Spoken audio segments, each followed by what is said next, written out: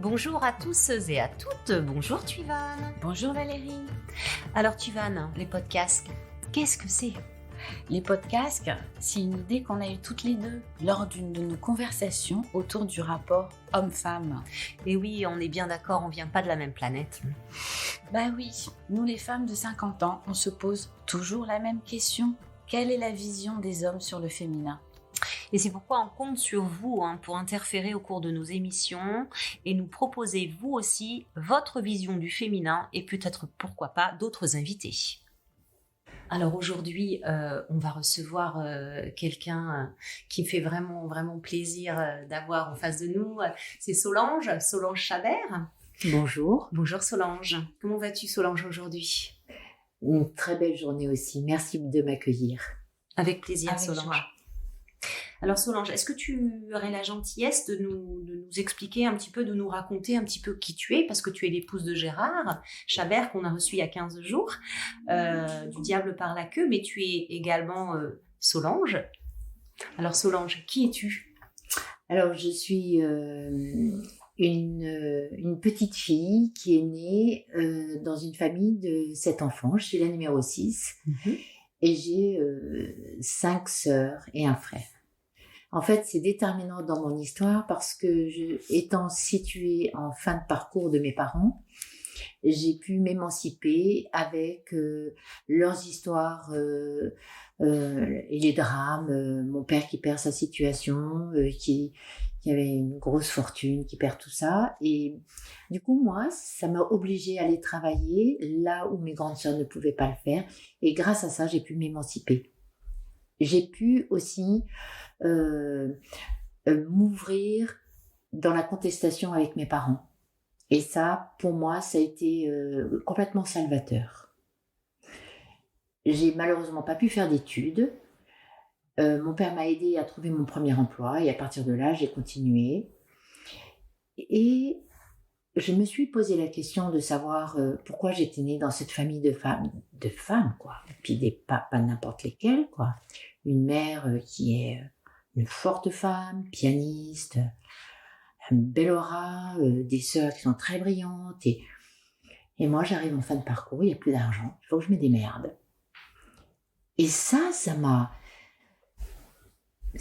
donné une envie de vivre ma vie, de pas faire ce que me disaient mes parents, parce qu'il n'y avait plus la légitimité. Et en fait, par exemple, c'est comme ça que je rencontre un jour un homme qui est plus âgé que moi, qui a été marié, qui a divorcé et qui m'a offert 6 enfants dans la corbeille de mariée, c'est Gérard Chabert. 6 enfants dans la corbeille de mariée ? Ouais. Et qui me dit, est-ce que tu veux que... C'est quoi ton projet ? Alors moi, j'étais sportive, je faisais beaucoup de bateaux, de ski. Bon, le ski, je savais bien que même si on habitait en montagne, bon, c'était pas le trip de Gérard. Par contre, pourquoi pas faire du bateau et partir, par exemple, au Brésil, en Australie. Gérard a un cheptel de chevaux. Pourquoi est-ce qu'on recommencerait pas ça là-bas avec des vaches ? Gérard avait une idée de construire comment ça s'appelle,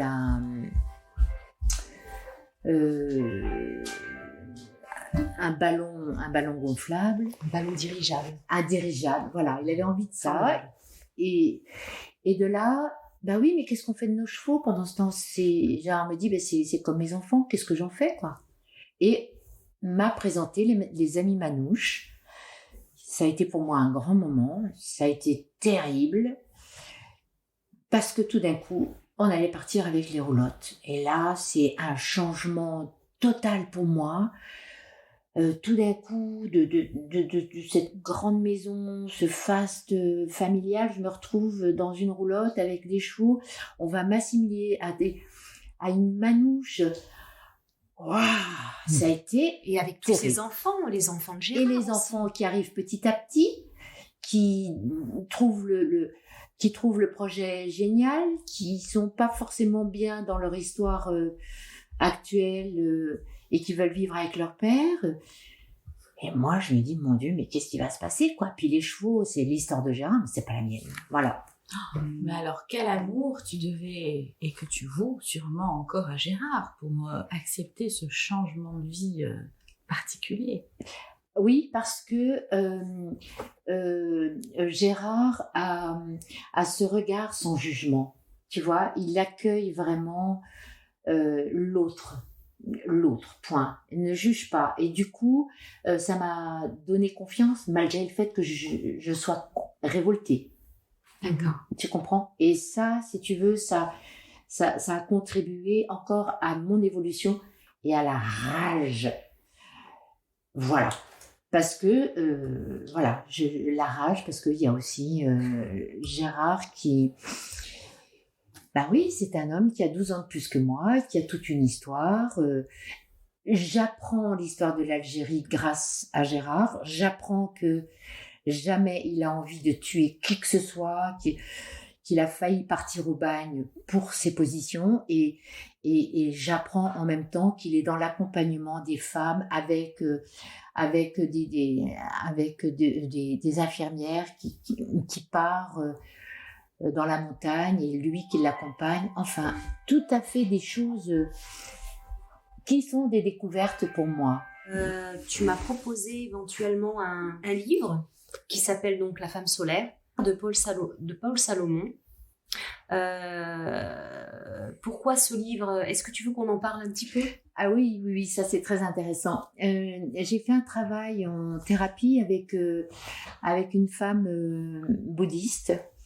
En Dordogne, il y a un centre très important à Dakpo et elle est au service vraiment de certains lamas et elle est thérapeute. Et à un moment donné, moi j'arrivais pas contente parce que je trouvais que Gérard ci, Gérard là, sans avoir la capacité au début de me remettre en question. Et elle m'a proposé de lire ce livre. Et ce que j'en ai compris, c'est qu'elle m'amenait à voir l'évolution de la femme dans l'humanité. Et ça, j'ai trouvé que c'était assez intéressant. Du coup, c'est posé pour moi la question aussi des guides spirituels qu'on a et de leur naissance. Et c'est comme ça que tout à l'heure, j'ai eu l'opportunité d'entendre le podcast que tu as fait avec Gérard Tuvan. Et lorsque tu parles de la femme au Moyen-Orient qui est à la fois déesse et qui est en même temps opprimée, le parallèle que je ferais, ça c'est tout à fait intéressant, les prophètes dans leur ensemble sont tous nés dans ces pays de l'oppression. Mais bien sûr, parce que c'est quand même le berceau de l'humanité. Et c'est vrai que cette question que je me posais quand nous avons parlé avec Gérard il y a 15 jours, de savoir que c'est au moment, c'est dans ce berceau que la femme était avant déesse et avait cette position de matriarcat, et qu'avec la venue de l'agriculture, et je le redis pour que nos auditeurs sachent un petit peu de quoi on parle, avec l'arrivée de l'agriculture, ça s'est balancé et la femme est devenue un objet là-bas, et c'est quand même le berceau de l'humanité, et c'est là où on la traite toujours comme un animal. La femme n'a le droit à rien, elle a le droit juste à épouser un homme qu'on lui assigne à l'âge de 13, 14, 15 ans, et puis elle se tait, et si jamais elle ouvre sa bouche, elle peut être assassinée par son mari, son frère ou sa mère même, parce que sa mère va avoir honte de ce que sa fille va faire. Donc voilà, c'était une question et vraiment un questionnement important pour moi, et je pense que pour toi aussi, Solange. Oui, alors justement, je suis naturellement optimiste. Lorsque j'ai embrassé la foi Bahaï, c'est aussi par rapport aux principes proposés dans l'évolution de l'humanité. Eh bien, tu as à ce moment-là des principes qui vont avec les femmes. L'égalité de l'homme et de la femme, c'est tout à fait écrit. Solange, est-ce que tu pourrais est-ce que ce serait possible pour toi de nous lire un de ces petits textes que tu m'as Par exemple. proposé l'autre jour, si c'est ok pour toi? Ça peut peut-être montrer un petit peu aux gens. Oui. Alors, aussi longtemps que les femmes seront empêchées de développer au maximum leurs facultés, les hommes ne pourront atteindre la grandeur, la leur, qui pourrait être la leur. C'est-à-dire que tant que nous, les femmes, on est opprimés, eh bien, les hommes ne peuvent pas s'épanouir. Mais ils n'ont pas compris. Et c'est un truc de fou. Oui. Nous sommes quand même les premiers vaisseaux. C'est grâce à nous qu'ils arrivent sur Terre. Mais bien ils sûr. nous oppriment. Donc, si tu veux, moi, j'ai réalisé un jour que moi, toute seule, dans mes agitations et mes élucubrations de petite nana, je pouvais pas avancer sans être guidée. Et tous ces principes, quand je les lis, que ce soit dans La Femme solaire, que ce soit dans le mythe de la virilité de Olivia Gazalé, qui est quand même une philosophe extraordinaire. On va s'empresser d'acheter, ça a l'air très intéressant. Mais oui. Ou dans les écrits spirituels Baha'i, tu te rends compte d'une chose, le dénominateur de ça, mais c'est dans plein de livres comme ça, c'est la pensée spirituelle qui devient matérielle. C'est-à-dire que moi, si j'éduque ma fille en lui disant « Ma chérie, tu vas te marier, tu t'en remets à ton mari », je continue l'oppression des femmes, tu comprends ?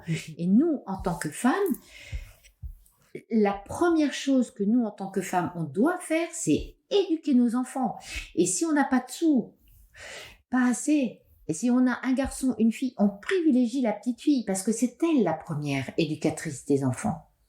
Forcément, c'est elle qui enfante. Alors ça, forcément, ça m'a ouvert les yeux et je me suis dit, mais rien n'est statique, tout évolue. Et on doit absolument continuer à militer pour dire que la femme, elle est l'égale de l'homme. Et moi, je ne vais pas dire qu'elle est supérieure à l'homme, ça ne sert à rien. Elle est le complément.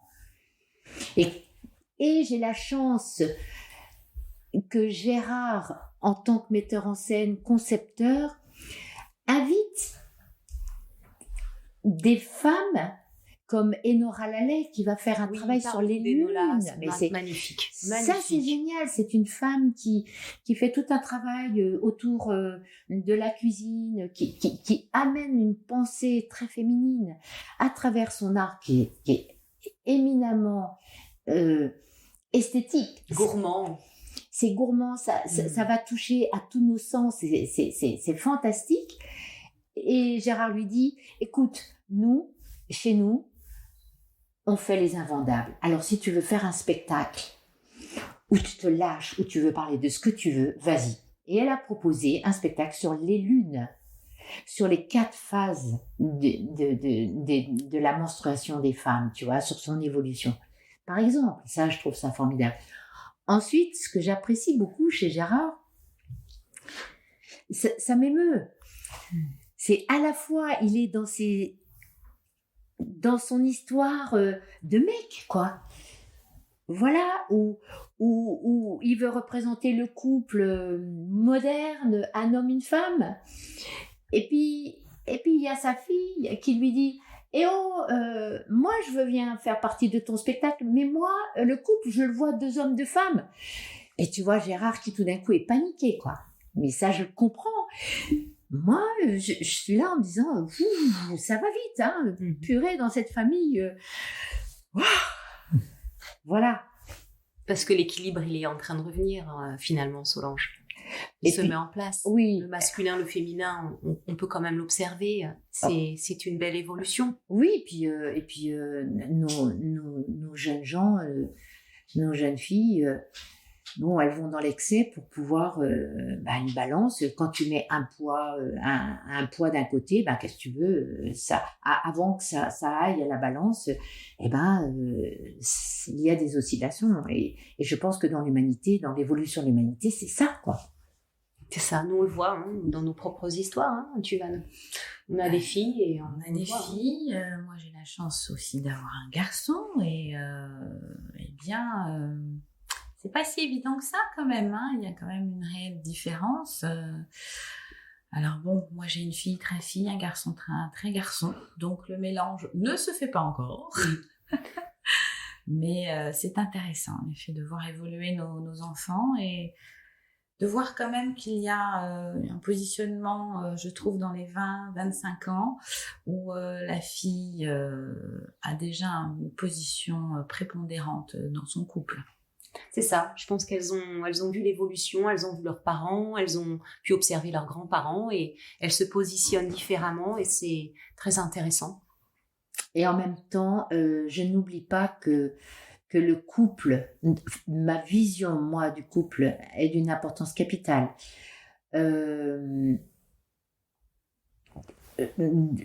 Ça fait longtemps qu'on vit tous les deux ensemble. C'est aussi une question aussi d'adaptation, de tolérance et en même temps de vibration. C'est ça. Et c'est vrai que j'ai pas rencontré Gérard à 20 ans et que j'avais une expérience et que je pourrais, si j'avais un témoignage à apporter là-dessus, c'est quand on rencontre l'autre, quel qu'il soit homme-femme. Moi, ça, c'est pas mon problème. C'est une question de vibration. Déjà, quand on vibre d'un même battement de cœur, avec des diversités énormes, c'est déjà un tronc commun de force. Et je vois nos garçons qui ont leur côté féminin développé, ça fait une harmonie dans leur couple qui m'émerveille, tu vois. Bien sûr, c'est pas classique, notre histoire elle est pas classique forcément, puisque on part avec les roulottes, les chevaux, puis après on arrive en Dordogne et pouf, Gérard dit si on pouvait mettre 1 ou 2 yourtes, que moi j'ai mon atelier, il y a du boulot en Dordogne, on va continuer. Bon, et les enfants, c'est vrai, quand ils vont à l'école, oui, ils parlent des yourtes, ils parlent de... Voilà, c'est... Et avec cette force, cette conviction que l'unité dans la diversité, je pense que c'est extrêmement important. L'amour des parents aussi. L'amour des parents. Il y a beaucoup d'amour dans votre couple. Oui, ça c'est vrai. Gérard et Solange, oui. On vous a pas invité pour cette première émission pour rien, quoi. Vous êtes vraiment la symbolique de ce couple fort, beau, simple aussi. Et moi, ça m'émeut énormément. Et si tu me posais justement la question, Solange, pourquoi cette première avec vous? Pour ça, tout simplement. Ouais. Pour cet équilibre, ce bel équilibre qui peut être un exemple aussi pour nous. On se pose tellement de questions sur le couple que voilà, et on se pose beaucoup de questions parce qu'on l'a pas réussi, tout simplement. Alors, réussi, je sais pas si c'est une réussite, en tout cas, c'est un questionnement. C'est un questionnement, mais c'est vrai que c'est tellement difficile de garder cet amour inconditionnel qu'on a vers l'autre. Malgré les blessures Malgré les blessures, malgré les incompréhensions. Nos éducations. Oui. C'est très difficile en mélangeant tout ça de construire et de garder en effet ce ciment du couple. Je vois que en effet c'est laborieux. J'ai l'impression que c'est laborieux et en invitant en effet tes amis dont tu me parles depuis si longtemps et que j'avais hâte de rencontrer, c'était en effet une évidence d'inviter un couple aussi je dirais en marge de la société qui se veut dans la matrice, en marge de la matrice complètement, et on voit que c'est peut-être comme ça qu'on réussit. Ah, oui, moi je dirais aussi que ce qui n'est peut-être pas très original, c'est que je pense que les 2/3 de la population mondiale vit... Attends, je vais redire autrement. Je crois que Gérard et moi, et toutes les personnes qui veulent vivre et qui vivent dans une vie alternative, représentent les 2/3 de la population mondiale. Et ça, on l'a oublié. C'est-à-dire que dès lors qu'on entre dans une société dont on oublie la spiritualité dans le matériel, à ce moment-là,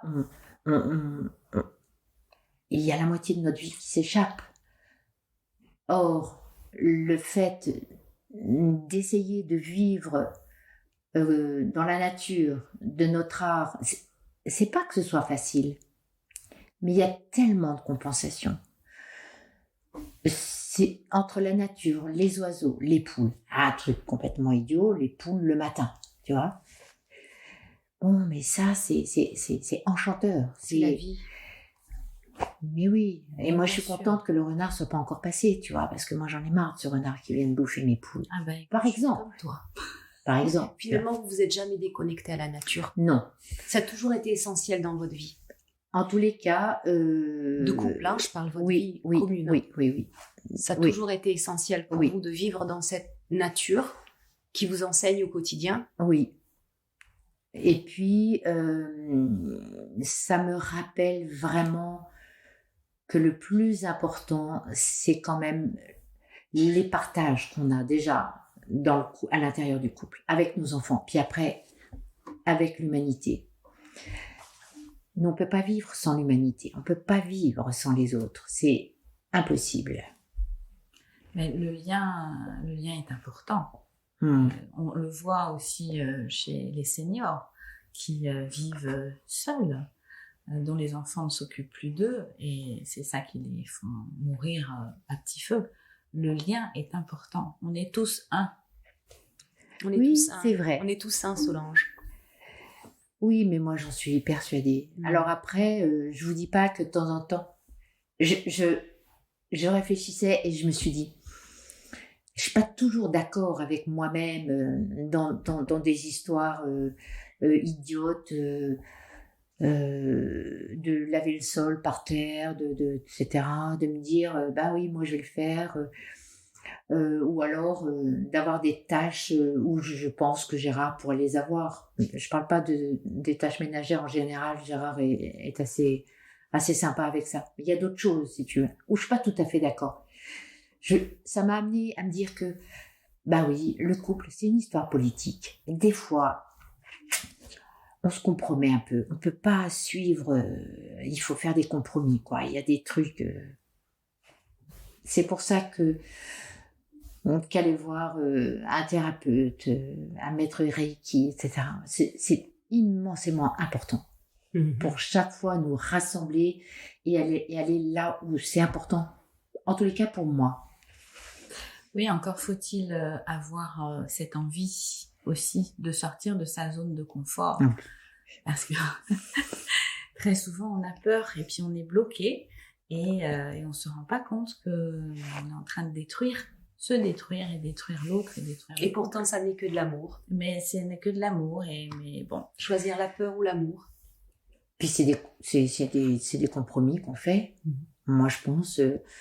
alors, j'ai des enfants qui sont assez raides avec nous. Justement, il y a un décalage entre Gérard et moi au niveau de l'âge, mais aussi au niveau des idées parfois.